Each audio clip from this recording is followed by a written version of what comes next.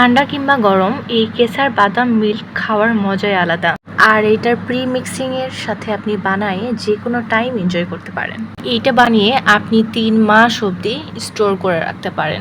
খুবই ইজি আর সিম্পল ভাবে এই রেসিপিটা আপনি বানিয়ে ফেলতে পারেন। আজকে আমি কিছু এই রেসিপির টিপস অ্যান্ড ট্রিক্স শেয়ার করব আপনাদের সঙ্গে। বিসমিল্লাহির রহমানির রহিম। আসসালামু আলাইকুম everyone, welcome to NJ lifestyle.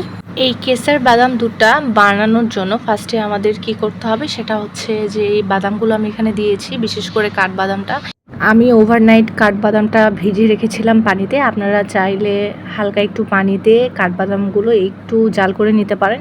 তাতে হয় কি কাঠবাদামের যে স্কিনটা সেটা খুব ভালোভাবে উঠে চলে আসে। আর এখানে দেখতে পাচ্ছেন আমি পাশাপাশি দুধটা জাল করতে দিয়েছি। এখানে আমি দুধের পরিমাণটা 500 গ্রাম রেখেছি, আপনারা চাইলে বাড়িয়ে বা কম করেও খেতে পারেন। কেসার বাদাম মিল্ক বানানোর জন্য এখানে আমি যা যা বাদাম নিয়েছি সেটা হচ্ছে কাঠবাদাম, কাজু বাদাম আর পেস্তা বাদাম। হালকা একটু রোস্ট করে নিয়ে ওটা খুব হালকাভাবে ব্লেন্ড করে নিয়েছি। একবারে গুঁড়া বা মিহি করা যাবে না, হালকা একটু দানা দানা থাকবে। আর একটু চিনি ইউজ করেছি আমি।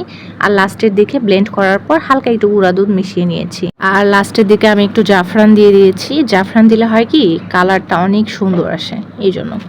দুধটা বলক আসার সঙ্গে সঙ্গে আমি 1 টেবিল চামচ কেসার বাদামটা দিয়ে দিয়েছি। দিয়ে কিছুক্ষণ জাল করে নিলেই হয়ে গেল আমাদের গরম গরম কেসার বাদাম মিল্ক। এটা বাচ্চাদের জন্য খুবই ভালো এবং বড়রা চাইলে অনেক এনজয় করে এটা খেতে পারেন। এটা ভীষণ মজা, ঠান্ডা কিংবা গরমে যে কোনো টাইম আপনি খেতে পারেন, অসম্ভব মজা। আমার তো খুবই ভালো লাগে, আপনারা অবশ্যই বাসায় ট্রাই করে দেখবেন আশা করি অনেক ভালো লাগছে আপনাদেরও। আর সব কিছু শেষ করে আমি একটু উপর দিক থেকে আর একটু বাদাম দিয়ে দিলাম আর একটু জাফরান দিয়ে দিয়েছি যাতে দেখতে সুন্দর আসে।